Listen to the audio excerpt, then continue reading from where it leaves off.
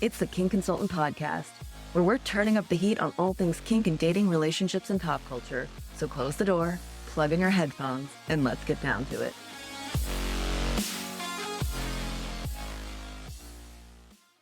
Hey everybody, and welcome to this week's episode of The Kink Consultant. I am ecstatic to introduce you to this week's guest. I have Kathy K from the infamous podcast Strictly Anonymous. Welcome, Kathy K. No, thank you so much for having me. I feel like I know you so well because you've been on my show not just once, but twice already. So I feel like we have a very good rapport, and it's so exciting to be on your show because I could kind of like relax and just answer your questions for a change.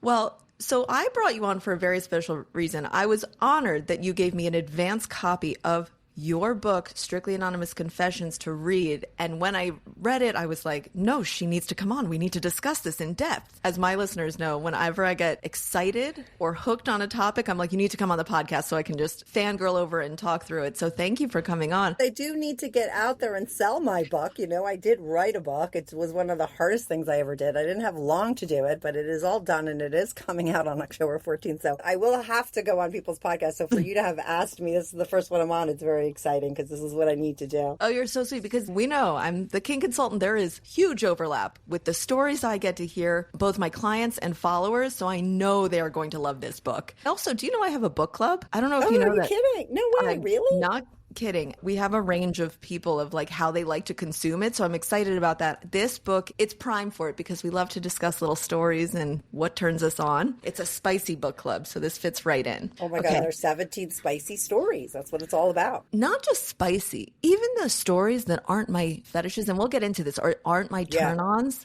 were sexy as fuck. I was just like, okay, and we'll get into them, but let's take a step back. Let's talk just a little bit about your podcast because these stories were inspired by your podcast episodes, correct? Oh yeah. The whole pitch to the publisher was I was going to pick like the top 15 to 20 episodes and write them in the third person. You know, typically what you're hearing on my show is me interviewing somebody. So what I proposed was like, let me take the top 15 or 20 stories, one out of every category. It wasn't just going to be the best episodes. I didn't want them all to be hot wife episodes. I wanted to be like a collection of the type of stories, the best of type of stories I typically have on my show. It was hard to pick because I'm up to like over 1,200 episodes on my podcast because I've been podcasting for 11 years, but I did want a good variety of different types of things, you know, from the different types of categories. Because I'm not just like a swinger podcast or just a hot wife podcast or just a fetish podcast. I talk to everybody in the sort of ethically non-monogamous umbrella. Absolutely. And I think that you picked some great stories. I mean, I have some favorites I'm going to talk about too. You've been podcasting for 11 years.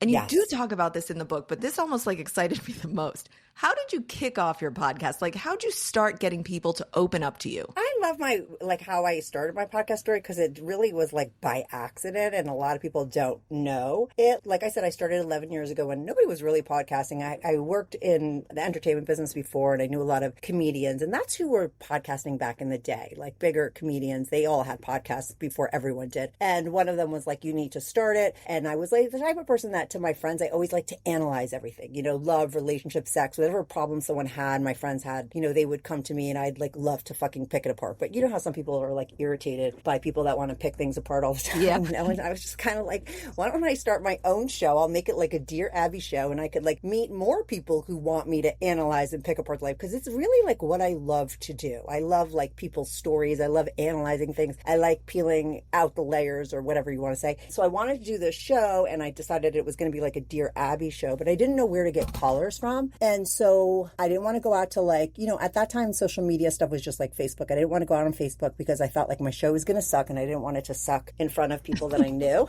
So I didn't want anyone to know what I was doing. I didn't set out to be anonymous, but it stuck, okay? But I wanted to just do this on the DL behind the scenes just in case it was horrible. And so I'm like, where should I go to get callers?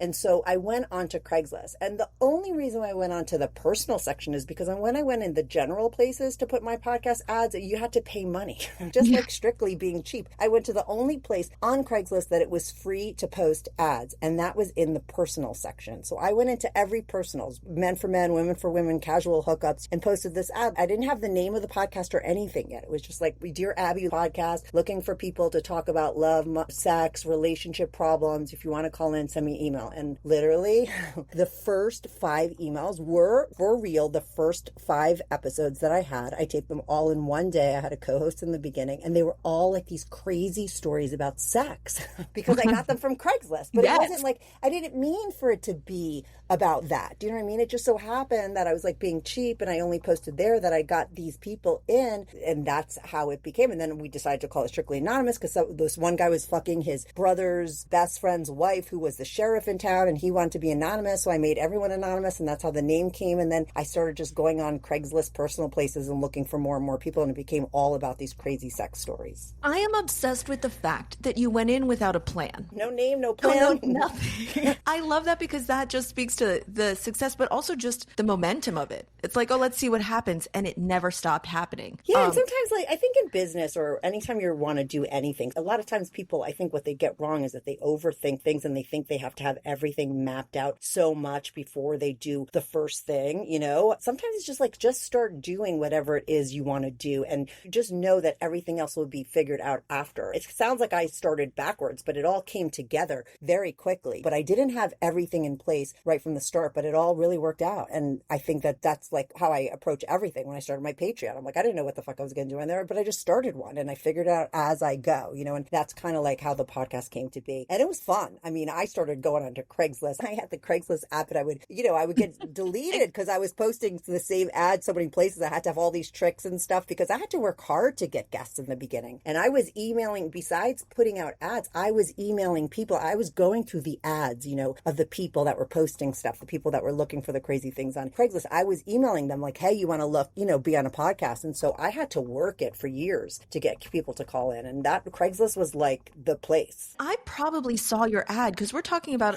11 years ago. Yes. I lived on Craigslist. I was putting ads on Craigslist because, as everyone knows, I have a huge spanking fetish. I was putting out messages saying like, hey, who wants to spank me? You know? Oh my God, there's no way I didn't email you. That email is still up and running. Some of those emails and responses I got were some of the best emails I've ever gotten in my life. Craigslist was such a special place in time. I miss it. I miss the personals ads. Oh, yeah. Thank God, by the way, that my show was up and running. And by the time it went bust and they had to cut those ads, I had people emailing me. Now I never have to ask one person to be on the show. I get emails every single day, more than, 10 a day of people wanting to be on my show. I tape 2 people a day every day, and so I don't ever have to invite anybody on. But back in those days I did. But by the time like Craigslist went bust, people were just calling in because they were listening to my show. So I was still getting the same kind of people, right? And they were calling in because there was no Craigslist anymore. Right? Yeah. Hey, I have a secret I'm finally ready to talk about. I've never really been a vibes girl. I know, shocking coming from the kink consultant, but that's changing. I'm teaming up with my friends at Babeland for an 8-week self-pleasure journey. Every Friday, I'm trying a new toy and sharing what I learn about my body, my pleasure, and what actually feels good. If you want to follow along, check out my Friday Vibe series on Instagram and Substack. And while you're here, check the show notes for my most recent review. Keep on kinking on. There were some stories in the book even that I was thinking like, oh my gosh, I did a lot of crazy stuff, but I didn't do that. Not to be judgmental, just like I was scared for them in the middle of the story. It's all relative, right? Yeah. Right? Just when you think you're the craziest one or you did crazy things or crazy, you get like someone like Mike in my book. Mike's a crazy guy. Who loves his glory holes. But it's so relatable because when you have these fetishes or desires, it's so hard to talk about them openly. You do tend to lean a little crazy because it all feels crazy. So when you say it's all relative, it's relative because no one's talking about any of it. So it's hard to judge within the quote unquote crazy thing you're doing. How crazy is this that I'm going to a man's basement because he has a cool dungeon in it, you know? I know. I mean, it doesn't seem quote unquote crazy to me anymore. And I always feel like what I always try to say in my book is like, I'm not trying to normalize any of these things that are in the book or on my show. I'm not saying like this is something that everybody should do or everybody will be doing one day. I'm just saying that this is what some people do. and they do it successfully, and it does happen. And there's not some pervert island where these people all look like a certain way that you would spot them. These are regular people walking amongst you, and this is what some of them do. Okay, there are women that are wired like men and love sex like you wouldn't believe. There are couples that have open non-monogamous relationships for 30 years and they're happier because of it. There are men that aren't bisexual but that sometimes they suck a dick. Okay, like there's a lot of stories out there that a lot of people just don't know about and don't believe that they exist. I feel like a lot of people think the minute you open up your marriage you're doomed for failure, or that every woman is wired a certain way, but I'm here to say that that's not true. And that's what the book does. So you exemplify that perfectly in the stories you've chosen. One of my favorite things you just said, by the way, is just because you've like a guy sucks a guy's dick, it doesn't mean he's bisexual, because it doesn't. I have spoken to so many men who have done that. That's like one of the ones that I'm like, that's actually super common. And the weirdest thing is when my publisher sent me one of the first covers of my book, on the back it was like LGBTQ was like one of the categories. I'm like, why do you have that on there? Like, my book isn't about like sort of, sexual identity. Most of the people who call into my show don't really identify sexually in any way. It's more about like what they're doing sexually, which is a very different conversation, right? It's not about like, oh, this guy's sucking a dick and therefore this is what bisexual guys are. It's like, no, this guy's sucking a dick and he doesn't even label himself as bi. He doesn't even like guys. He just sucks a dick every now and then. And I did have a guy on my show. He's not in the book, but there was a guy named Dr. Joe Court who went viral on TikTok because he talked about how guys could suck a dick and not be gay. There's something called erotic orientation, and it's different than your sexual orientation, which means sometimes in the middle of a sex act, you might like fucking be down to suck a dick or go down on a girl, but it doesn't mean anything. It just means in that moment, you're down for that, but it's not your identification. It's not how you identify sexually. It's just how you identify sometimes when you're in the mood. Yes. And it makes sense because you know how many guys would call into my show and be like, I like to suck dick, but I'm not into guys. Like, I don't like guys. Like, you know what I mean? But sometimes they're like in the parking lot sucking a guy's dick. And I'm like, I don't understand. But now I do, because I've talked to so many guys that say that. Can't you just have an oral fixation? It's nice to have a dick in your mouth. Yeah, totally. I know plenty of girls who don't like having a dick in their mouth, and that's fine too. But like, let's just class it as people who like a dick in their mouth from time to time, as opposed to any orientation. I have a top 2 favorite stories in this book. I'm interested. Which ones are? Because there's 17, by the way, 17 stories, right? They're all true. They're all from my podcast. You could go listen to those actual episodes of the people telling their stories. But which one were your favorites? Runner up, Robert, the guy who was had a male dom. I don't know if I was able to capture the essence of that story, because I feel like, I don't know how it read to you, but I'm glad it was one of your favorites because it's one of the best episodes, the way it came across. And I'm assuming that's why you liked it too, because his episode did not disappoint. I mean, it's everything from he's a straight man who just kept telling himself, no, I'm not doing it. No, I'm not doing it. And then every step of the way, he eventually, yes, that's it. He leaves the door open so much that he keeps like being like, oh, well, I guess I'm here. But he would tell himself, okay, but here's the hard line. And then he passed the hard line. And I love how that unfolded, because I've been that person. I've been that person who drew a line in the sand that I then like scratched out as I walked over it. Oh my God, I love that. But that's so human being of you and of him and of real life. And I think that sometimes people try to put people in boxes where they think that like life isn't supposed to be that way. But I feel like that's more real than not, right? I loved that is the exact part of his episode that made it so compelling, is what you just said. There were so many moments where he's driving there where he's telling himself he's not going, and he'll probably not walk in the door, but then he's like walking in the door, and then he's in the dungeon, and then he's sucking a dick, but he's not into guys. And the whole thing was great. There's a reveal in that story too of like, they're not alone in the house. And when that happens, I stop dead. I'm like, so it just goes deeper and deeper. And the parts I loved about it were like, Robert is not gay. He had never been attracted to a man. And in fact, it was sort of like the beginning of a Simpsons episode. The way the story starts is not where the story ends. Like what he's into first. And that's always like a really good storytelling thing. It's like the first part of that story is like, okay, he's into this, I think it's cross-dressing or wearing panties. Yeah. Right? Mm-hmm. And that's his gateway into this other world, or what happens next. And that's what's exciting too. It's like, not that there is a gateway, but just sort of, you don't know where these desires could lead. And he had such a fulfilling experience that he really enjoyed. Yeah. Okay. And how interesting that there are people like you and him that, sort of follow your urges. So all of us could listen to your interesting stories. I don't know if I'd have the balls to do what Robert did or you did and cross all those boundaries, but that was like one of my best episodes. That's why I chose that as a story. And it was hard to write it because I wanted to make sure it was written in the same way that he told it. And I'm glad that you got it. I know. And a good dom is hard to come by sometimes. So like, I understand that man. guy, wasn't he good? Yes. Submitting. Oh, made so much sense. Was really hot and was like, I could totally see myself in this situation. The only situation I couldn't see myself in,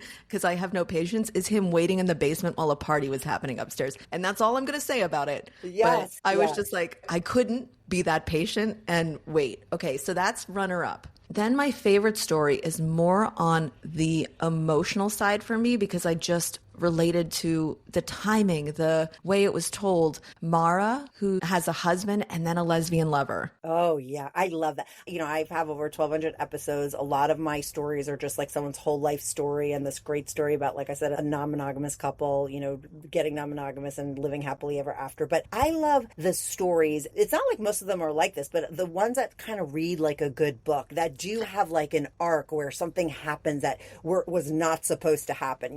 Like that was a girl that wasn't supposed to wind up kind of like in a throuple, right? Or, it was just starting off as like a girl hot experience. And it turned into something that was over a span of time. That was 2 episodes written in one chapter because there was like this big update. And then that came to the second part of the story. And that's what created the arc. And I love that chapter because it is like a really good story.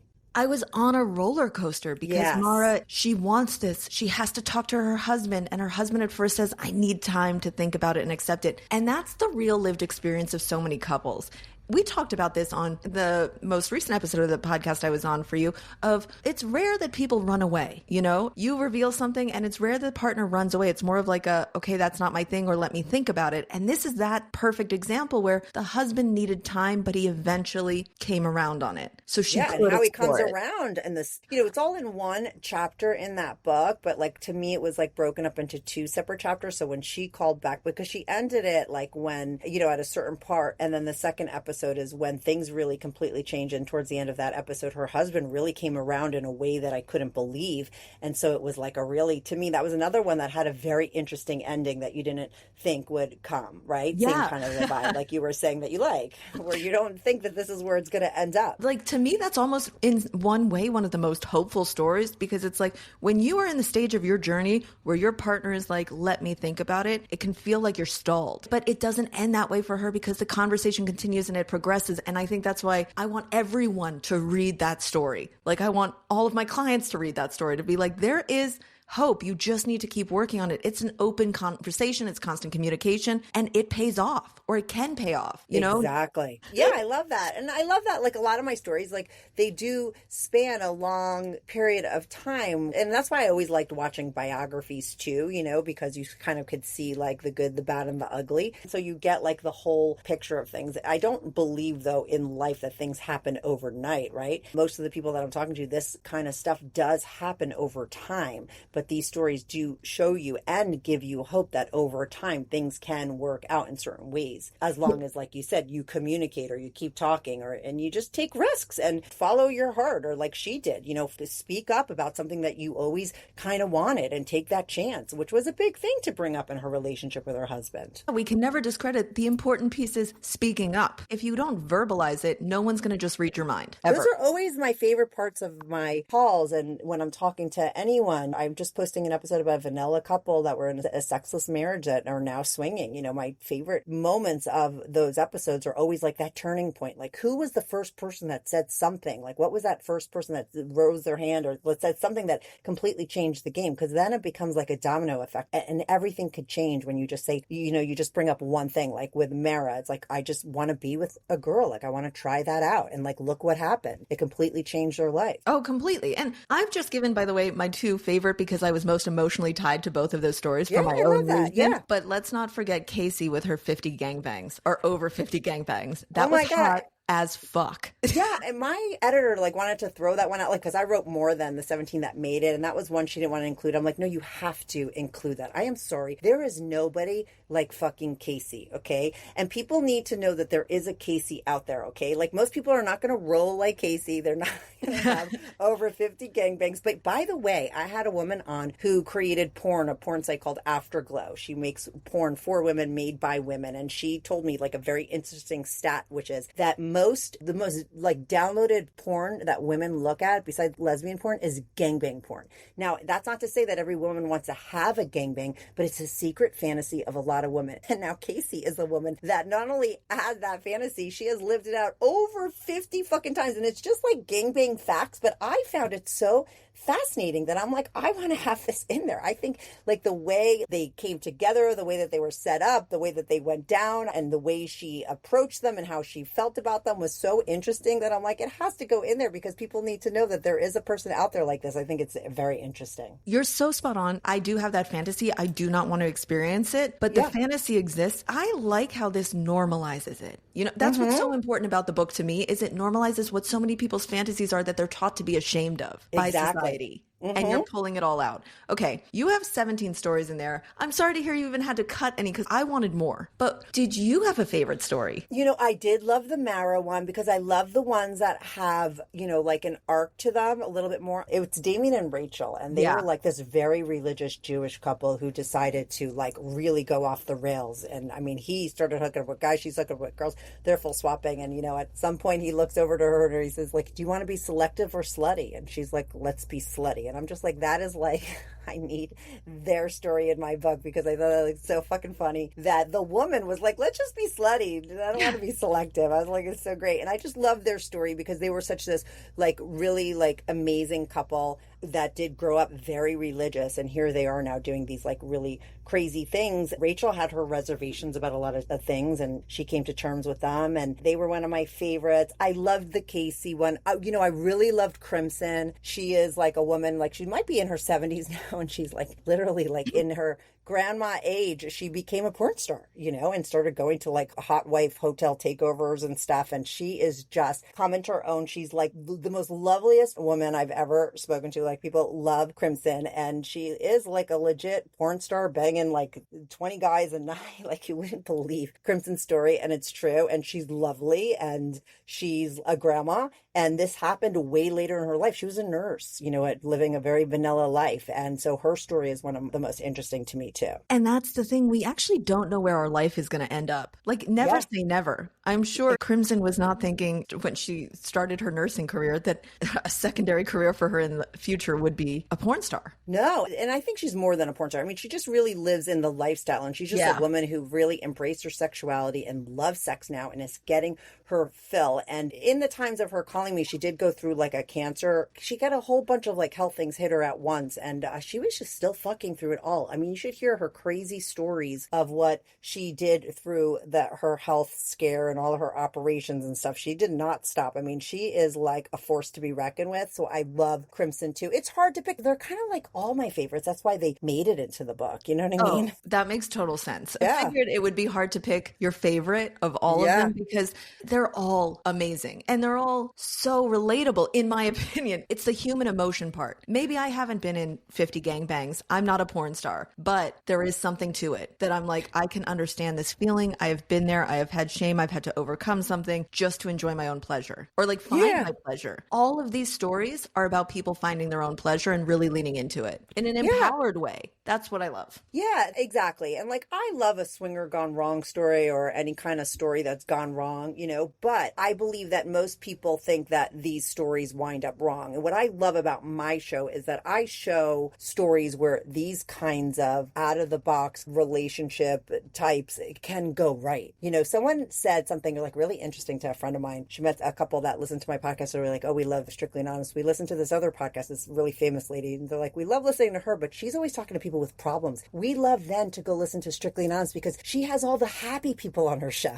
And I was like, yeah, there you go. Like, we're not like analyzing like issues in relationships. I'm talking to people who like fix their issues by changing their sex life and talking about their fantasies and living their best life, you know, like, and so that's what I love to show. Like I said, I'm not saying that this is like right for everybody or anything, but I'm just saying that it can be successful and you can do these things and have fun behind closed doors and fucking live it up and be better for it. And it's okay. And there's no shame. I talk to so many women. I love like the women in my book because there's a lot of sexual repression that happens with women. And a lot of these women that came into their own, like Crimson and Candy is another one. They weren't allowed to be sexually liberated until their 50s and 60s because they grew up when I grew up, where it was like you were a slut if you just fucked a guy that you weren't dating. You know what I mean? Yeah. And so it's like hard for a lot of women to really come to terms or come into their own sexually. And I see that a lot in the women on my show and the women in my book. These are women that once they sort of went there, they realized they had all these hidden, repressed fantasies and stuff, and they're doing things without any shame and having a great time. Side note on that, though, my mom said something to me recently. She said, until the show Friends came along, women didn't know that they could have casual sex.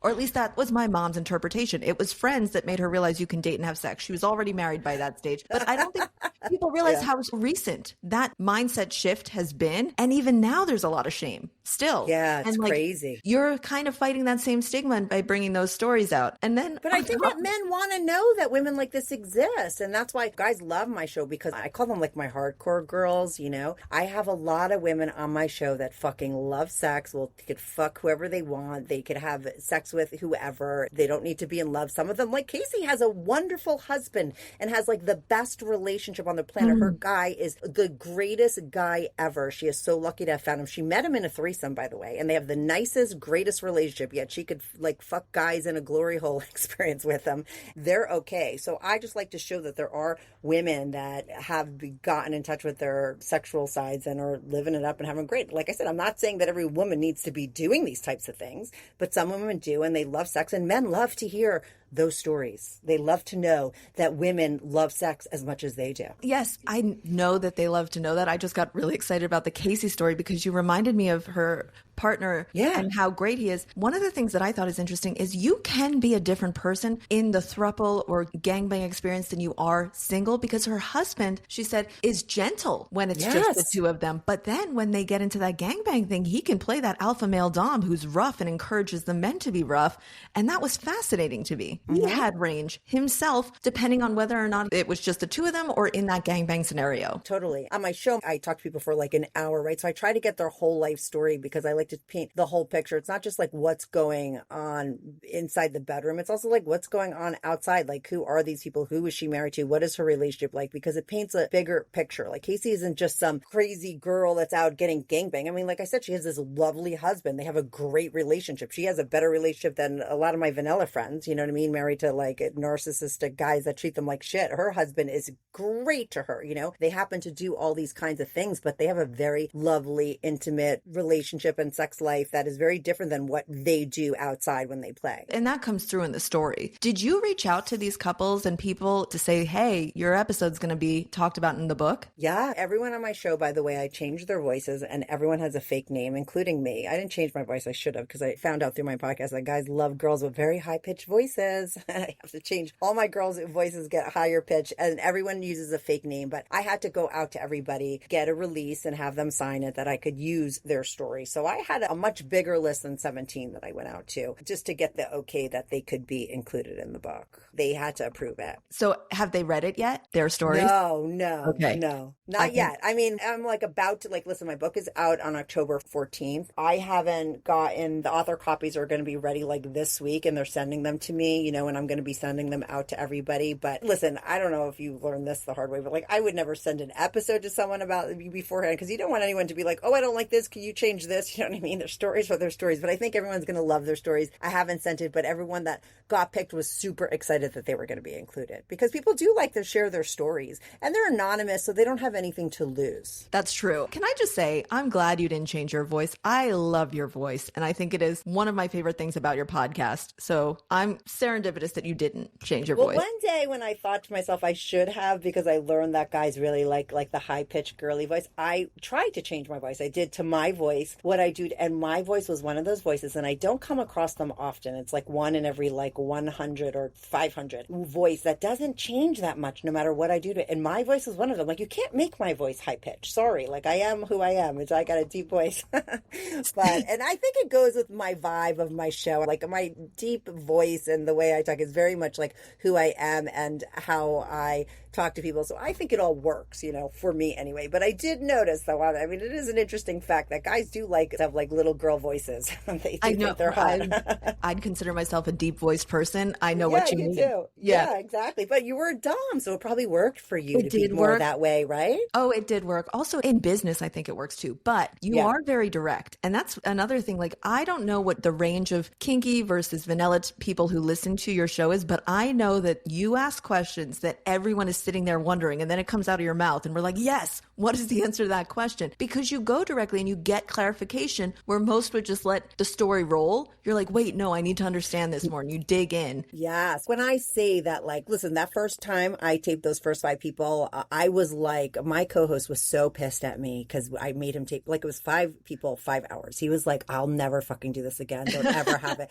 And I could have done 5 more. It really is my God-given talent to talk, to analyze people. If you met me at a party and I sat next to you, I would have interviewed you like I interviewed you on my show. I'm never talking about myself. I'm always asking people questions. I could get the deli guy's whole life story. Like, it's just, I'm just like a naturally curious person. So I never have like one question written or anything. And I just sort of ask what comes up in my mind. And because I'm not like a porn star myself, or I haven't had 50 gangbangs, I'm a vanilla person. Okay. Like, I haven't done none of the things that my callers do. So I am like the average person that's listening, asking questions. And even though I've still heard a million times, I still know what the average person wants to know because I want to know those things, you know? So I just ask for my own curiosity. And it just so happens that people want to know the same things I want to know. You ask a lot of questions, but it's great because you're getting to the core of it, because when someone's telling their own story, sometimes they miss out on what's interesting about it or what's different. For sure. You capture that. I want to get to the bottom of things. I like, you know, I think that my voice on my show is not just like, listen, I give people boners, okay? And I do write like very salacious titles. Like, I do have a title that's like, James is a cum dump, okay? And like, that's a real title.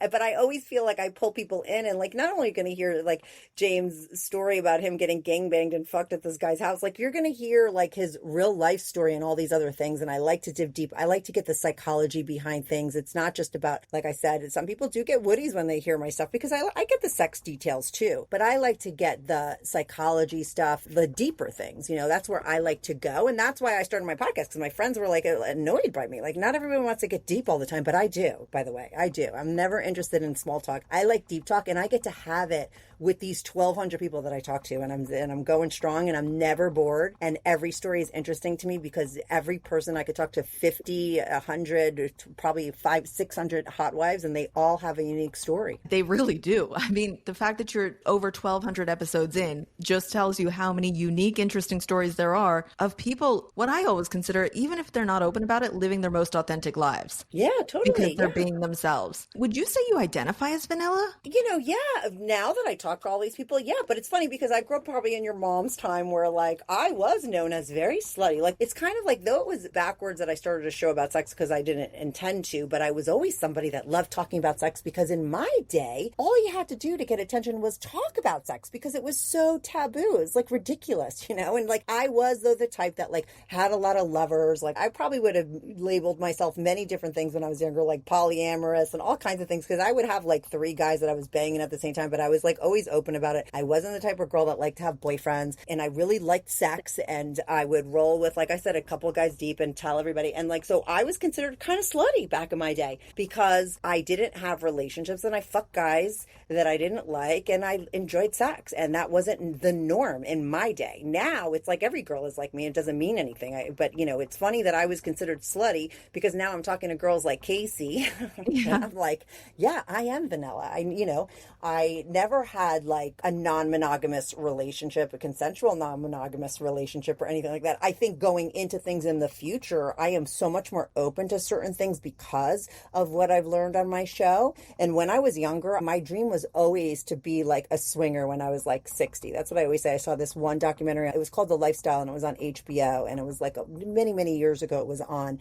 And I was like, oh my God, like I'm going to be a swinger when I'm like 60. Like, why not? You know what I mean? At that age, just like live it up and do whatever you want sexually, you know? I'm like, yeah, I'm like, it's probably going to come true because now I'm like, I'm more curious about all these things. I feel like I've learned so much from my show that I would go into relationships and stuff and be a lot less vanilla now. You'd be less vanilla now because do you think that you've just learned more things exist out there and you're like, well, now I want to try that? Or do you think these desires always existed and you're now just more open to trying them and talking about them? Both. Okay. Listen, I've learned a lot of things about myself that I put together through talking to people. And I think that I feel less like, cause like I was always like into, oh, like let's like mock up like a DP, you know what I mean? And like a two guys kind of situation, but like I would never do it in real life. But like maybe now I would. I don't know if I was like with a guy and he wanted to, because I feel like I would have less shame about certain things because I've talked to so many people who do it and they've made me feel like it's okay. Full circle again to why hearing these stories are so important for everybody. Even if you think, well, like none of that's for me, just normalizing it is super important in my mind. Yeah, totally. Yeah. And like sometimes I'll get these really odd emails where they're like, oh, thank you so much for my show. Like you talking to all these like weird people make me feel more normal. I'm like,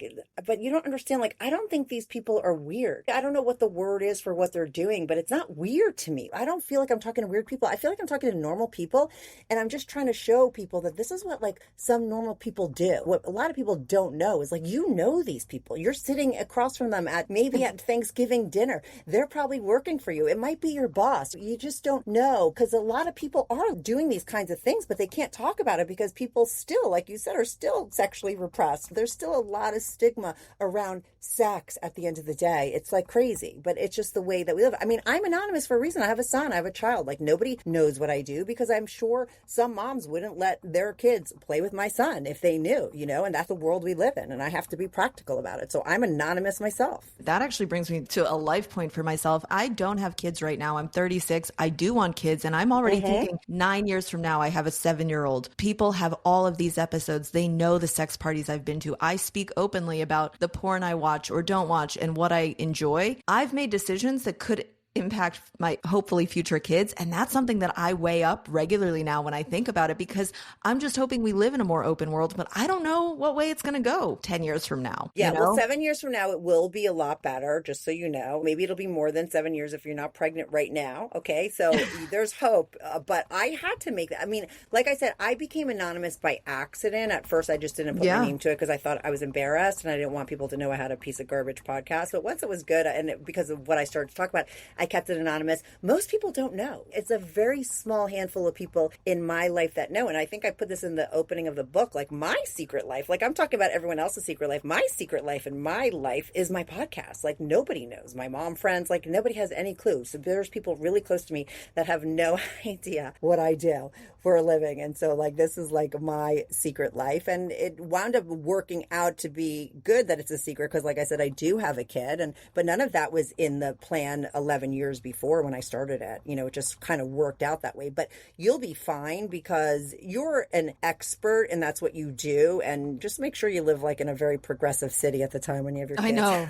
Keep that in mind. That's a good point. Yeah. Maybe I'll find my way back to New York City. Because of it, because having a kid was the best thing I ever fucking did. I love that. I love hearing that. But also, like, that's another thing that normalizes this too. So on that point, I grew up always being told I was weird, not because of anything kinky, just I was like an alternative person, the type of person who gets online and talks about this stuff. And I understand that it's hard to find the word between normal and weird. And I just chose to embrace the word weird. I'm like, yes, I am weird. There you go. You could use it. I wouldn't say weird because in my day, weird is like a bad word. And I don't think it's bad. I think maybe it's not the norm, but it's certainly not weird. And it's not weird to me anymore because I talk to, like I said, so many people and get so many emails that I know that there's tons of people out there doing this or fantasizing about it because I get my downloads, okay? And it's not like I'm just having people that are listening to my show that are doing these things. There's a lot of people that are listening to my show that wish they were doing these things. And that's a lot of people, okay? Yes. There are things in your episodes and stories I've heard where even I'm like, I wish I had done those things, right? Yeah. Because there were times I wanted to and I just didn't. And now the moment's passed. I always say, I have never done anything I regret. There are things I haven't done that I regret not doing because I didn't do them for the wrong reason. And like fear, I think, is the wrong reason to not do something. Exactly. And that's the way I think you approach life. I always look at things from my deathbed, you know, like, will I regret that I never did this, like on my deathbed? If not, like, I never cared about getting married. Even when I was a little girl, I was always like, I never want to get married. It wasn't something that I aspired to. So I could care less about that. But I always wanted to have a kid. And I went through a lot of infertility and I did not fucking stop until I had my baby because that would have been a regret that I never had because that was something that I always knew I wanted. So I live that way, just no regrets, whatever it is. Okay, so your book is available for pre-order now, and we'll have the links in the description below of where everyone can go buy it. It's called Strictly Anonymous Confessions, Secret Sex Lives of Total Strangers. It's available on Amazon, Barnes & Noble, Simon & Schuster. They're like short stories, 17 of them. So you don't need to read it from beginning to the end. You could chapter read the ones that you want, and it's a little smattering of all types of stories. And not only that, like also in the book, you say where you can find the episode. So if anyone really wants to go deep on a story, they can go back to your podcast and really sink into every little detail, including the person telling it from their own perspective. Yeah, and I think that that's a fun way to do it. As opposed to, I think it's much better to read the story first and then go hear the person tell their story, because then you're going to add a whole other layer to it. Whereas if I think it is better than to hear the story first from the person telling it and then go read it. I think reading it first is super interesting because you get it like kind of quickly. These are short stories, right? They're like 2,500 to 5,000 words, but then you go to listen to them. It's going to add a whole other layer to the story that I think is interesting. So it's very important for me to link to the episode as well, so people can go listen to them afterwards if they want to. And I think they should, because I do think it adds something to it afterwards to hear them talking and hear the whole conversation. So it's basically a multimedia experience because you can read about them and you can go listen from the person's mouth. Yeah, and then if you join my Patreon, you could see their pictures. That's what I have on my Patreon. Like I had like this editor guy writing for me. I'm like, you want to see all the pics of everybody? Because I got them. And that's what I have on my Patreon. I give anonymous pics of all my guests. So you want to put a body to some of you want to see what Casey looks like? Join my Patreon, you'll see. And then any of the people that, by the way, just so you know, any of the people that have OnlyFans or anything like that, their links are also in there. But they could get more information on the people as well if they want to dig deeper on people through either my podcast or my Patreon, which is cool. And I'll give you my website link and people can find everything there. Amazing. Okay. Thank you so much for coming on, for curating these stories and bringing this book into the world. I am so excited for everyone to read it. It's definitely going to be one of my book club books. I can genuinely say I know my audience is going to love this book. This is what we're all about. We're curious and we're excited to hear people's stories, and you've just put together the perfect grouping of stories for us to dig into. Well, I love it. And because you're the first person that asked me to come on my show, I didn't even have to ask you. I'm going to send you a bunch of books that you could give out, you know, to your book I would club, love right? that. I'll send you some author copies so you could get them out to your book club and then you could discuss it and you could do something fun with it. But thank you so much for having me on. I need to sell some books. People go check it out. It's a fun book. It's easy reading. Easy and fun read. That's like secondary. All right. Thank you so much, Kathy K. We'll get all that information in the description below so you can go get your copy now. Thanks, Amanda. If you enjoyed this episode, don't forget to subscribe, leave a review, and share it with anyone who might find it interesting. And if you have any questions or topics you'd like me to cover in future episodes, feel free to reach out. Email info@thekingconsultant.com.